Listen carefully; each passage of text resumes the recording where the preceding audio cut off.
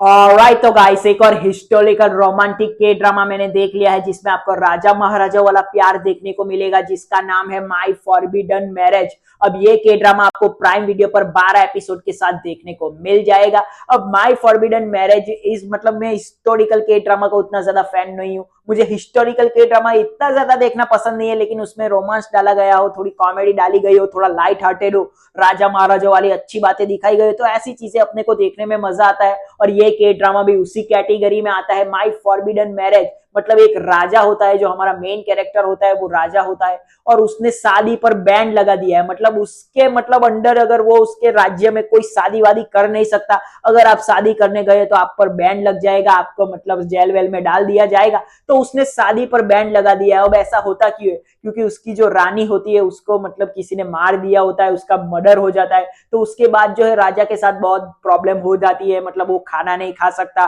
ठीक से सो नहीं पाता, तो उसके साथ थोड़ी प्रॉब्लम हो जाती है। और ऑब्वियसली लोग भी उसे पसंद नहीं करते क्योंकि उसने शादी पर बैन लगा दिया है।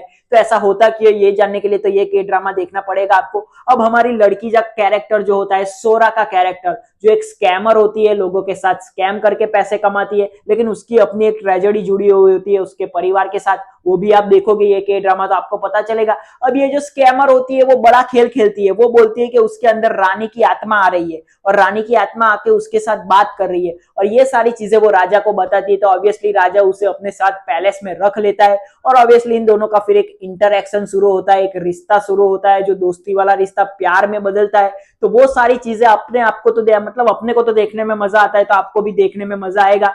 और ऑब्वियसली ये सारी चीजें चलती है। और इसमें ये जो मर्डर वाला एंगल भी डाला गया है कि वो रानी का मर्डर करता कौन है। अब इन दोनों का जो रिश्ता है वो ऑब्वियसली झूठ से शुरू हुआ होता है। तो मतलब झूठ से शुरू हुआ रिश्ता प्यार में बदलेगा, फिर इनको हैप्पी एंडिंग मिलेगी कि नहीं मिलेगी, वो सारी बातें जानने के लिए ये के ड्रामा आपको देखना पड़ेगा। और इसमें वो जो मैरिज बैन लगा हुआ है, वो मैरिज बैन मतलब बदलेगा कि नहीं, राजा उसके साथ क्या करेगा, वो सारी चीजें भी आपका देखने में इंटरेस्ट बना रहता है।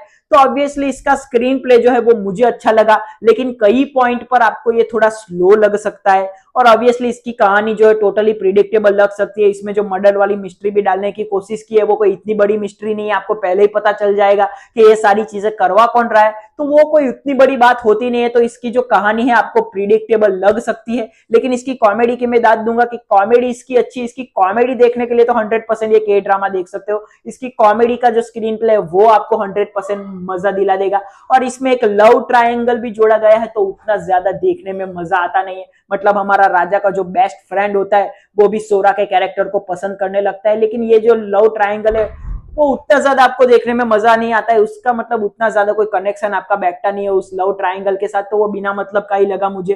अब बात करें एक्टिंग की, तो सभी कैरेक्टर ने बहुत अच्छा काम किया है। राजा का कैरेक्टर हो, उसके बेस्ट फ्रेंड का कैरेक्टर हो, सोरा का कैरेक्टर हो, और बाकी के जितने भी साइड एक्टर है उन्होंने भी बहुत अच्छा काम किया है। और एक्टिंग के मामले में तो 100% आपको पसंद ही आएगा। और इसकी सिनेमेटोग्राफी भी बहुत अच्छी है, जो राजा महाराजा वाली चीजें दिखाई गई है, कोरिया का मतलब जो पहले का कल्चर है वो दिखाया गया है, वो एक्चुअली में अच्छा है, जो आपको देखने में मजा आता है, जिनको हिस्टोरिकल के ड्रामा देखना पसंद हो। अब ये के ड्रामा में मतलब जो रोमांस है भाई, रोमांस एक्चुअली में बहुत अच्छा है। और ये जो सोरा का कैरेक्टर होता है वो जब भी स्क्रीन पे आती है भाई उसे देखने में मजा आता है। तो वो कैरेक्टर भी मुझे पर्सनली बहुत अच्छा लगा। और उसकी राजा के साथ जो केमिस्ट्री है, जो बॉन्डिंग है, जो लव है, वो एक्चुअली में अच्छा है, जो आपका इंटरेस्ट बना के रखता है। तो ये के ड्रामा उन्हीं के लिए के ड्रामा है जिनको लाइट हार्टेड रोमांटिक के ड्रामा देखना पसंद हो, जिनको रोमांस ही देखना पसंद है के ड्रामा में, उन्हीं के लिए ये के ड्रामा है। जिनको फास्ट पेस चीजें पसंद है, जो फटाफट फटाफट फटाफट चीजें हो, ये के ड्रामा उन लोगों के लिए नहीं है। लाइट हार्टेड रोमांटिक कॉमेडी, और इसी माइंडसेट के साथ आपको देखने जाना पड़ेगा इस के ड्रामा को। जो रोमांटिक चीजें एंजॉय करते हैं, जो रोमांस के लिए ही के ड्रामा देखते हैं, उनके लिए 100% ये के ड्रामा है।